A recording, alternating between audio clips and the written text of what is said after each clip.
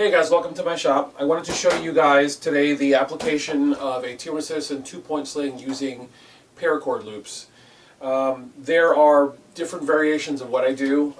When you buy a 2-point sling from me, you can either get it with quick detach hooks on it, like these, or you can get it with paracord loops, or you can get it with HK hooks. And rest assured guys, everything I use, every component that I use to make slings is 100% US made.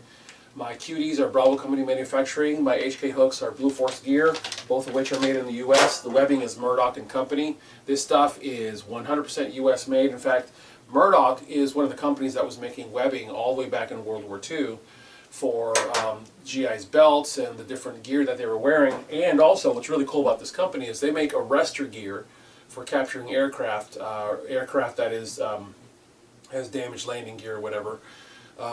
In fact, you know what? If you've seen Top Gun Maverick, at the end when they nose the F-14 into the aircraft carrier deck and that net has been set up to capture the aircraft, that's Murdoch and Company. It's not this particular webbing. It's a thicker version, but it's Murdoch Webbing Company that makes that stuff. So what I wanted to show you guys today is the T.REX Citizen 2-point sling. This is a sling you guys have seen many times before because it's been on this weapon for a very long time. But I took it off the weapon to show you guys how to put the sling on the weapon. I'm going to be doing the paracord version, which is one of the paracord loops up front, and then I'm going to lace it through the stock on the back. There's a little trick to that, which is why I wanted to show this to you guys. When you get your paracord loops, they are a length of paracord that is very similar length to the loop that I use on the parasling, the T.REX Citizen 1-point parasling. And it's going to be a loop, and I'm very generous in the size of the loop that I give you guys because I want to make sure that you have enough paracord to do this. But you'll notice that this loop is considerably shorter than this loop, and the reason for that is I wanted to make sure that I have a very, very small loop to work with, and I want to have just enough loop for the sling to go through, but not so much that it could potentially end up front here. I know that some of you watching this are probably going to think that I'm crazy to have my hand this far forward on the gun, but remember guys, the light is actually what stops your hand from ending up in front of the gun. So people who think they got to have some weird crazy hand stop here are just overthinking all this, guys. I've got the paracord loop up front, and I've already knotted it and melted the end, and it's run right through the handguard itself, no connection point needed. And then I'm going to lace the stock on the back of the weapon. I'm sorry, I'm going to lace the sling on the back of the weapon right through the stock itself when I'm done. So the first thing you have to understand is which end is which. Notice how this end is short and this end, and we're talking about from bungee. So the bungee is stitched in here. So short end and then long end. So there's the bungee, and you have a whole bunch of webbing here. This is the stock end, and this is the handguard end. There's also thread that you can see running through the webbing. There's 3 lines of gray thread, and those lines of gray thread are what I call them lay lines. I use them as stitching lines when I'm sewing, but I refer to them as lay lines. This reminds you to, when you're doing the orientation of the sling on the weapon, to keep this stitching up so that you know which side of the sling is being exposed to you. And as you can see, this has been in use for a very long time, which is why it's already kind of like hitched up right there. But basically what you do is you pass it through the paracord, you pass it back through the tri-glide. As you can see, this is kind of tough to get through because the last thing that you do when you're done lacing up your sling is you want to take the end of the webbing. You notice how fat this is. And the reason for that is once you're done with the webbing and you get it where you want it, I highly advise that you melt this end with a lighter, because when you get the webbing, when you get the sling, it is, I think I've already melted that one too. Here we go, yeah. When you get the sling, the webbing is melted nice and clean, and it's very thin. But when you're done with it, you want to have it just kind of rough and fattened out with a lighter so that it's not casually able to pull back through the tri-glide. Now here's what you got to understand, because some people will say, well, just loop it back around and run it back through here. You can't, guys. This is tubular webbing. You can do that with flat webbing, but this is tubular webbing. So you're not going to have the kind of leeway that you would be able to have with most other slings that aren't made of tubular webbing. So that's the front, already done.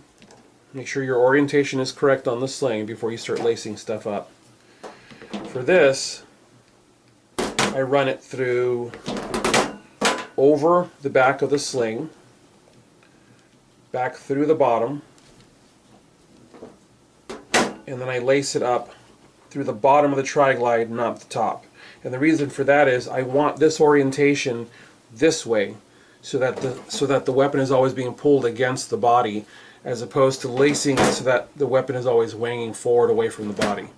So you run this, you basically pull the webbing out of the tri-glide, run the webbing up from the bottom, and this is a bit of a booger because that's already been burned with a lighter and made fat again, and it's kind of hard to work with when it gets like that because this stuff is tough as nails.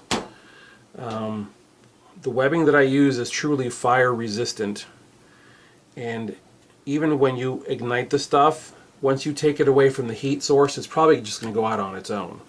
So this is very high quality military specification webbing. Somebody once told me, I was at a rifle class, and the guy said, "Oh man, that's the stuff that we used to tie down vehicles with to launch it out of the back of aircraft." So I went, okay, well, there you go. I didn't know that, but the guy came over and looked at my sling and he goes, "Yeah, that's the stuff." So there you go. All right, so there. Now it's laced through. Now I pull this tight here. And there are a couple ways you can do this. You can either run it all the way up against the stock so that this doesn't move any, but honestly, this is about all the room that you need. I actually like that to rotate a little bit.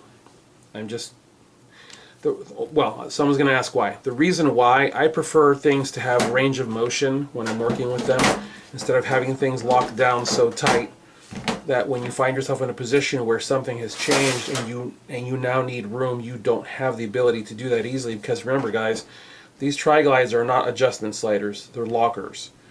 Once this sling is set where you want it, it's locked in place and you don't have to worry about messing with it again. There are those who would tell you, no, you need to have a single point sling on a weapon that's short, but I disagree. And the reason I like a 2-point sling as opposed to a single point sling is when the weapon is on my person and I have to release the weapon to do something with my hands, I like the weapon to stay exactly where I've set it, whether it's here, or whether it's here. The sling pulls the weapon against my body no matter where I set it, which is why I always tell you guys, whenever you guys send me emails and questions, always make sure your sling is bordering on a little bit too tight. And the reason for that is the bungee is going to give you the room that you need to maneuver with the weapon, but when you don't need the weapon should suck up against your body and stay where you put it. Usage is just push it out in front of you. Storage is either down to the side, or I'm sorry, down to the front, down to the side, or along to the back. And you'll notice there's nothing protecting my neck, and this webbing is not tearing me up because this is truly very smooth. It's a very smooth webbing. When you are doing long shots with this, you bind up in it. There's a technique, I think it's this one. I demonstrated this for a guy a while back, and he goes, "Yeah, that's like the." And you guys are gonna, those of you who are riflemen are gonna have to help me. There's a certain sling that does this, but basically, I've now created extra tension that allows me to open my support hand, and I can get a long shot. So remember, now this is not just simply binding into the sling. This is actually creating extra tension here, but it's alleviating the wind up that you get on the forearm that can actually cause a brachial pulse that'll cause your rifle to go boop, boop, boop, with the heartbeat. This actually allows me to relax, screw into the weapon, relax, pass my thumb from my shooting hand over, and then take the safety off and slowly work that trigger. But my support hand is very relaxed, and I can put my elbow into my abdominal wall and I can lean into that gun and get the shot that I want. And yeah, you can get precision shots even out of 7.5. So the slings that I make are really versatile. That smile you see forming on my face comes from all the years that I've gone to classes and I've cleaned people's clocks with a gun like this. A lot of it comes from spending time on the range working with the guns, but the reason I make that point is I'm one of the guys in the industry that actually spends a lot of time working with my gear, and I understand how the gear is supposed to be worked with, and how good gear works, how bad gear fails, and I work my way around it, which is why the Tier 1 Citizen slings are what they are. They're very simple. Just today I made a sling for a gentleman. Actually, I'll be making a sling. His order is right here. I'll be making a sling for a gentleman that has a Robinson XCR. I know that rifle. It's a very heavy rifle. He needs a good sling to help control his rifle. When he sent me a photograph of his rifle, I saw the sling that's on it. It's a great sling. The sling he already owns is a great sling, but this sling is better because you don't have to constantly create tension and release tension to work with the rifle. All you do is bring the rifle up, work with the rifle, release the rifle back to your body. Because guys, the majority of what we do with rifles, and handguns for that matter, is we carry them, okay? We carry them. No one's in a rolling gunfight all the time. When you don a rifle, it's because you need to deal with whatever it is that's happening in your world. But the majority of what you're going to be doing with that rifle is going to be carrying that rifle. The sling is to the rifle as the holster is to the handgun. It's just made to retain the weapon to the body, but the second you need that rifle, you need to be able to get into that rifle and use it. That's where the Tier 1 Citizen slings really stand out. So, as always, I thank you guys for watching. I thank you for your support of my company. This is a single, there's an actual term for it, sole proprietor. I'm a sole proprietor. Meaning there's nobody else in my company except me. I'm the one who does everything. Email advertising, text messages, shipping labels, making the slings, everything is done by me. It's exhausting.